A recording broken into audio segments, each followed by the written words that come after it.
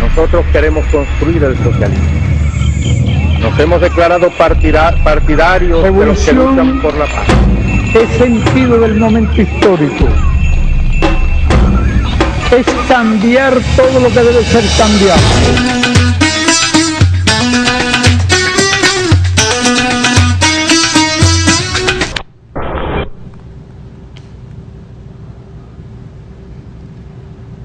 Saludos, amigas y amigos, camaradas todos, usuarios y usuarias de este canal.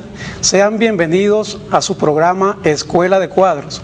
En el día de hoy vamos a debatir un tema que nos parece particularmente muy interesante y muy vigente, que se titula Autodeterminación y la cuestión nacional, el derecho de los pueblos, de las naciones, a su autodeterminación. Este es un texto de Vladimir Ilich Lenin, escrito en el año de 1915, y en el día de hoy, para debatir y desarrollar este tema, nos acompañan los camaradas a mi izquierda: Cira Pascual, Carlos Rodríguez, Dubrasca Hernández, Gabriela Graterol, quien les habla, Luis Álvarez, y hoy contamos con la grata presencia de nuestro camarada Amílcar Figueroa, a quien le damos la más cordial bienvenida y otorgamos inmediatamente la palabra para que nos haga una breve introducción al respecto. Amílcar, ¿qué podríamos comenzar diciendo en relación a este importantísimo documento de Lenin? Sí, bueno, primero que nada, muchas gracias por la posibilidad de conversar acá en Escuela de Cuadros. En realidad fueron varios textos en los cuales Lenin aborda el problema de la autodeterminación y de la posición de los marxistas frente a la necesaria autodeterminación de las naciones. Y por supuesto sobre la vigencia, sobre la pertinencia de que revisemos este tema teniendo en consideración que todos los conceptos tienen un desarrollo histórico, ¿verdad? Y que para el momento en que Lenin planteó esta discusión, planteó el tema de la cuestión nacional, lo hace sobre la polémica que al respecto se daba en Europa. La cuestión nacional pudiera ser distinta de esa noción europea a lo que podríamos estar considerando hoy como cuestión nacional en América Latina, ¿verdad? Y además lo planteó en un momento ya caracterizado por él como de imperialismo, de la existencia del fenómeno del imperialismo, y al cual él designaba que era la fase superior del capitalismo. Desde luego que sigue existiendo imperialismo, ahora más agresivo que en otros momentos tal vez. Existe una tendencia del capitalismo a desarrollar una especie de estado supranacional imperial, y entonces ese fenómeno se hace mucho más necesario ser revisado por, digamos, los estudiosos de la teoría política, por los militantes, por las militantes, y por supuesto, bien bueno que la Escuela de Cuadros lo traiga al debate hoy. Yo tengo una pregunta, un aporte a partir del cual me gustaría que desarrollases. Primero, una pregunta que nos hacemos y que recientemente pues Iñaki Gil de San Vicente, el teórico vasco, ha desarrollado, entre muchos otros, que es qué es una nación o qué es un pueblo, ¿no? Quizás podríamos empezar por allí. Él aporta, digamos, como 3 puntos mínimos, que serían una historia. Un pueblo o una nación tiene una historia y en ella se ha realizado, por ella ha luchado. También tiene una cultura, un pueblo, una nación tiene una cultura, y esa cultura le otorga un sentimiento de sí, un sentimiento de ser. Y por último hay un acumulado de una base social y un sentimiento de pertenecer a una realidad subjetiva. Es un poquito como marco, y quizás tú también nos puedes ayudar a delinear lo que es una nación, ya que estamos hablando de autodeterminación de los pueblos, de las naciones y de la cuestión nacional.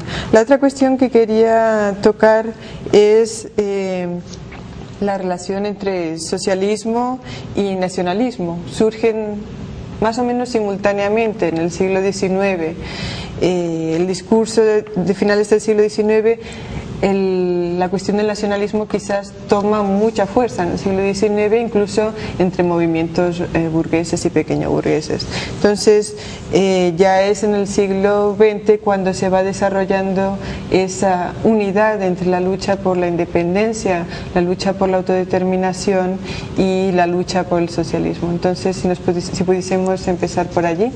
Sí, absolutamente acertado esos tres elementos que plantea Iñaki Gil de San Vicente. Lenin, por su parte, en ese texto que trajimos al análisis hoy, señala el tema del idioma, pero bueno, es parte de lo cultural, ¿verdad?, que identifica a una nación. Y creo que la historia en su conjunto pues le termina de dar, digamos, el toque a lo que nos identifica como pueblo o como nación. Ahora, los conceptos, dije antes, son históricos, ¿no? Por ejemplo, en la idea de los latinoamericanos, el pensamiento latinoamericano siempre ha estado ese tema de la cuestión nacional, la gran nación latinoamericana, ¿no? Entonces ahí hay una diferencia con el pensamiento burgués, porque tú decías el otro punto allí de cuándo surge el nacionalismo y cuándo surge digamos, la lucha reivindicativa por la lucha socialista. El nacionalismo se corresponde justamente al surgimiento del capitalismo, la conformación de los estados nacionales. El ascenso del capitalismo reclamaba el control de los espacios, pero en paralelo entendiendo los espacios como el control de los mercados internos, ¿verdad? Entonces es una idea propia del capitalismo que, si se quiere, se va volviendo en cierta forma reaccionario. Es distinto al tema de la autodeterminación. Y Lenin hace esta distinción. Él dice enfáticamente es necesario distinguir el nacionalismo de una nación opresora y el nacionalismo de una nación oprimida. O sea, es distinta la noción de lo nacional cuando se sitúa la cosa como el poderoso que en nombre de la nación incluso trata de oprimir otros pueblos, que en el caso de la resistencia de los pueblos a ser oprimidos hay una diferencia sustancial. O sea, un mismo pareciera en esencia un mismo fenómeno, pero que tiene dos vertientes, ¿verdad? Gabriela, creo que teníamos una cita sobre la cuestión de los programas democráticos, si pudiésemos ir a esa cita, o si quieres la tomo yo. Bueno, el planteamiento que teníamos en relación a esto es que en el texto de Lenin, la Revolución Socialista y el Derecho de las Naciones y la Autodeterminación, se habla de lo que es el programa democrático, ¿no? Un programa democrático que los socialdemócratas, nosotros diríamos hoy día los socialistas o los revolucionarios, abordan. Entonces quizás podríamos ir por la cita. Ok. El socialismo victorioso debe necesariamente realizar la democracia total. Por consiguiente, no solo tiene que poner en práctica la absoluta igualdad de derechos entre las naciones, sino también realizar el derecho de las naciones oprimidas a su autodeterminación, es decir, el derecho a la libre separación política. Los partidos socialistas, que no demostrarán en toda su actividad ahora, durante la revolución, como luego de su victoria, ser capaces de liberar a las naciones avasalladas y construir las relaciones con las mismas sobre la base de la unión libre. Y una unión libre sin libertad de separación es una frase mentirosa. Esos partidos cometerían una traición al socialismo. Sí, bueno, Lenin yo creo que siempre tiene presente elaborar el tema del socialismo como transición, no como una última instancia, ¿verdad? En esa transición, obviamente, tiene que haber, digamos, el reconocimiento de esas tres condiciones de que hablábamos anteriormente, que señaló Iñaki allí. Y cuando los pueblos reconocen como libremente democráticamente que están cumplidas esas condiciones, Bueno, entonces estamos hablando de una nación, no es algo, no es un límite impuesto, una demarcación impuesta o producto de la toma de un espacio territorial por una gran potencia. En fin, creo que a eso está referido el texto, ¿no? Que los ciudadanos, las ciudadanas pudiesen libremente identificar hasta dónde llega esa noción de nación. Claro. Bien, sería tocando el tema del derecho a la autodeterminación, o sea, el derecho, ¿qué es el derecho a la autodeterminación? Que quizás podrías explicar, pero también lo que son las posiciones reformistas o oportunistas en relación al derecho a la autodeterminación. El derecho a la autodeterminación como el derecho que tiene un pueblo a decidir su propio futuro, ¿no? A decidir cuál será su gobierno, cómo van a organizar su historia. Y en relación a este derecho a la autodeterminación, ¿cuál es la posición revolucionaria, socialista, y cuáles serían las posiciones oportunistas, que podríamos decir como la kautskiana, que niega la posibilidad de la autodeterminación dado que vivimos en capitalismo, ¿no? Claro, fíjate, hay una similitud entre la posición de Kautsky en aquel momento y lo que fue posteriormente la posición de los neoliberales. Cuando se habló ahora, recién del fin de la historia, decía, bueno, no tiene por qué haber autodeterminación porque hay un mercado único, porque digamos el mercado se ha hecho interdependiente, etcétera, etcétera. Creo que Kautsky plantea las cosas visualizando hacia dónde iba el desarrollo del capitalismo, ¿no? Que iba hacia la mundialización de la economía, lo mismo que Rosa Luxemburgo, y por eso Lenin los critica y los sitúa históricamente.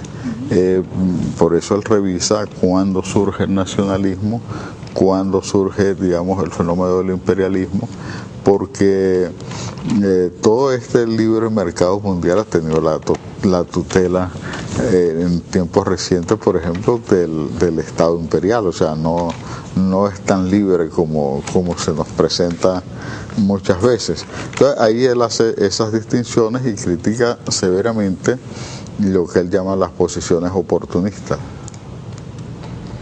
Podríamos decir que hoy en día todavía la cuestión del derecho de las naciones a la autodeterminación es una suerte de piedra de toque, ¿no? Por ejemplo, que todavía hay partidos, en principio partidos revolucionarios, como puede ser el Partido Comunista de España, el PCE, que su acción en relación al derecho a la autodeterminación del pueblo vasco de Euskal Herria, su posición es no a la autodeterminación de ese pueblo. También en el Partido Comunista francés en los años 50, no apoyaron en su mayoría el derecho a la autodeterminación del pueblo argelino. Entonces vemos como hoy todavía el derecho a la autodeterminación de los pueblos es una piedra de toque y es fundamental en un discurso realmente, en unas posiciones realmente revolucionarias. No sé si puedes aportar en eso. Sí, yo creo que es de desconocer un poco el fenómeno del imperialismo, independientemente que la contradicción de clase está presente en todos los países capitalistas. Es diferente cómo la percepción de, por ejemplo, de los trabajadores de los países ricos, que no es la misma que la percepción de los trabajadores de los países pobres, que sufren una especie de doble explotación. Ahora,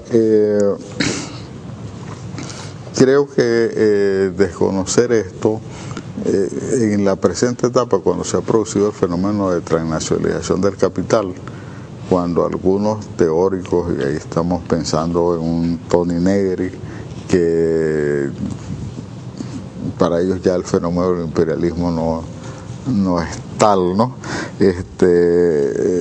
Sería algo así como pensar que la OTAN se manda solo, por ejemplo, en la acción que hizo contra el pueblo libio, o el saqueo que hacen los países europeos y en algunos países africanos, no responde a una lógica de este capitalismo en su etapa ya decadente, muy agresiva, muy saqueadora, que entonces retoma elementos como del viejo colonialismo y oprime doblemente a los pueblos, a la vez que explota el trabajo tanto en esos pueblos como en su propio país.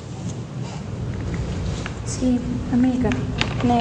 Ciertamente el compañero Lenin hace una caracterización del imperialismo partiendo de esas particularidades históricas en el momento de escribir el texto.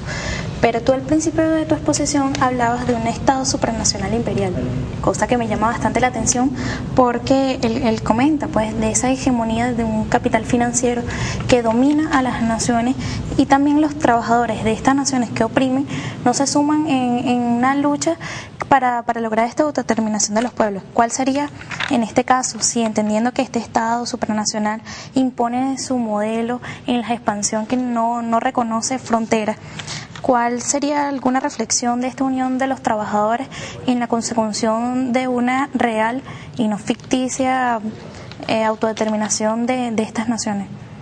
Pero el problema es que cuando Lenin escribe, Lenin cree que el capitalismo ha llegado ya a su fase de mayor desarrollo e incluso señala que el imperialismo que él conoció era la fase superior de ese capitalismo. La historia ha demostrado que no fue así, que el propio fenómeno del imperialismo fue asumiendo otras características a partir de la segunda mitad del siglo XX. Ya no se presenta en la actualidad el enfrentamiento entre los distintos polos de desarrollo del capitalismo, o sea, el enfrentamiento interimperialista que conoció, digamos, el comienzo del siglo XX y mediados del siglo XX, ya no se expresa de esa manera, sino más bien un imperialismo donde el capital se ha transnacionalizado, tiene un Estado opresor que lo dirige, que lo hegemoniza, que es los propios Estados Unidos, tiene una serie de instancias internacionales que las controla y que hace llevar esa política al mundo, y en todo caso el adversario no es el capital de otro Estado, porque el capital está interconectado, sino el adversario son los países oprimidos, los países no del mundo desarrollado. Surgió además el fenómeno de la escasez de materiales estratégicos en el mundo. Entonces prácticamente todas las potencias del capitalismo en eso están de acuerdo en la necesidad de ellos hacer como especie de una apropiación o saqueo de esas riquezas estén donde estén.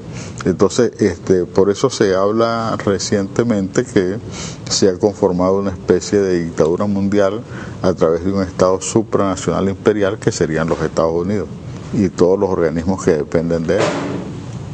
Yo quería, acá, Lenin en su análisis, él hace una clasificación de los países, ¿no? Ya que usted habla de Estado supranacional, y para entonces, él decía que en ese entonces había tres tipos de países. En primer lugar, los países capitalistas adelantados de Europa Occidental y Estados Unidos.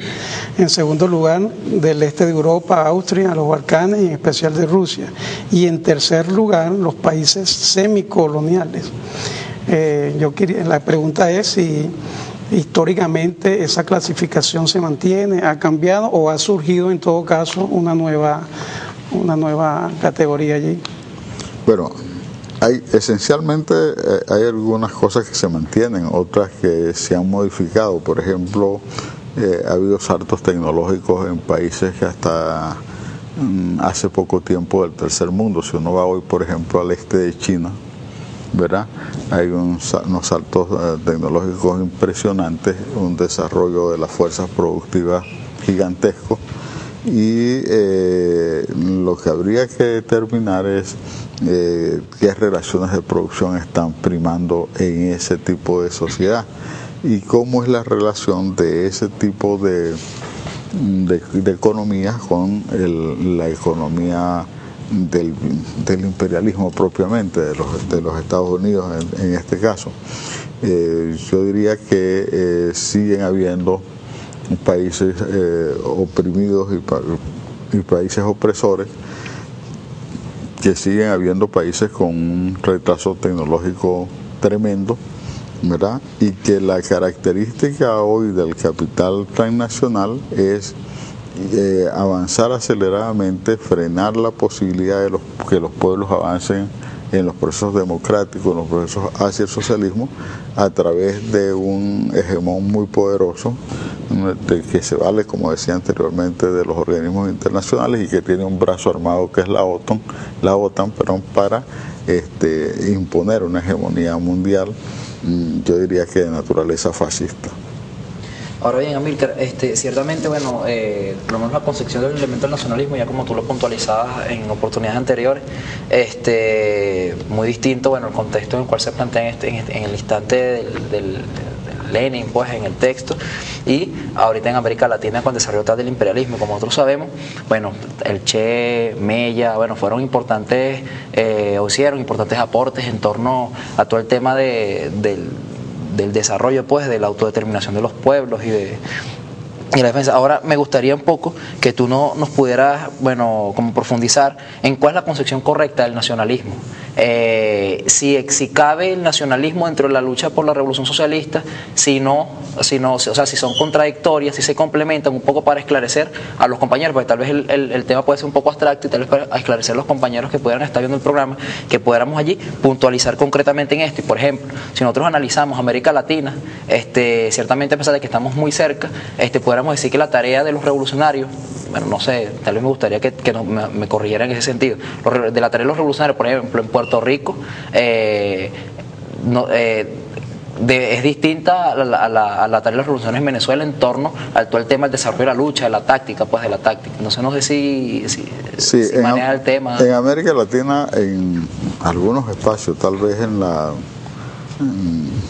menor proporción del territorio, pero eso no significa que no es necesario superar eso, y no significa que no es importante tener en cuenta eso. Hay especie de un rezago colonial, ¿verdad? En el cual no solamente está Puerto Rico, sino están las colonias holandesas, ¿verdad? Y digamos, acá cerquita nuestro hubo un referéndum hace 2 años en Curazao, donde prácticamente retorna un estatus colonial, ¿no? Esos rezagos están allí, pero en general, cuando hablamos de la cuestión nacional para América Latina, hay como un doble problema. La lucha antiimperialista en América Latina no puede ser separada de la unidad de América Latina, que entonces es el planteo de la cuestión nacional desde una perspectiva latinoamericana, gran nacional, de una gran nación latinoamericana sería lo que vamos a defender, y de hecho que hemos avanzado sustantivamente en ese camino. Esa cuestión nacional, el gran debate sería si se pueden desarrollar grandes tareas antiimperialistas de esa noción europea a lo que podríamos estar considerando hoy como cuestión nacional en América Latina, ¿verdad? Y además lo planteó en un momento ya caracterizado por él como de imperialismo, la existencia del fenómeno del imperialismo, y al cual él designaba que era la fase superior del capitalismo. Desde luego que sigue existiendo imperialismo, ahora más agresivo que en otros momentos tal vez. Existe una tendencia del capitalismo a desarrollar una especie de Estado supranacional imperial. Graterol, quien les habla, Luis Álvarez, y hoy contamos con la grata presencia de nuestro camarada Amílcar Figueroa, a quien le damos la más cordial bienvenida y otorgamos inmediatamente la palabra para que nos haga una breve introducción al respecto. Amílcar, ¿qué podríamos comenzar diciendo en relación a este importantísimo documento de Lenin? Sí, bueno, primero que nada, muchas gracias por la posibilidad de conversar acá en Escuela de Cuadros. En realidad fueron varios textos en los cuales Lenin aborda el problema de la autodeterminación y de la posibilidad. Nosotros queremos construir el socialismo. Nos hemos declarado partidarios de los que luchan por la paz. Es sentido del momento histórico. Es cambiar todo lo que debe ser cambiado.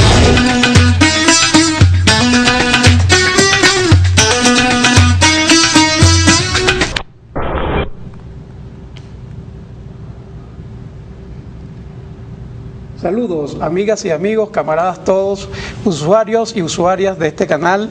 Sean bienvenidos a su programa Escuela de Cuadros. En el día de hoy vamos a debatir un tema que nos parece particularmente muy interesante y muy vigente, que se titula Autodeterminación y la cuestión nacional, el derecho de los pueblos, de las naciones, a su autodeterminación.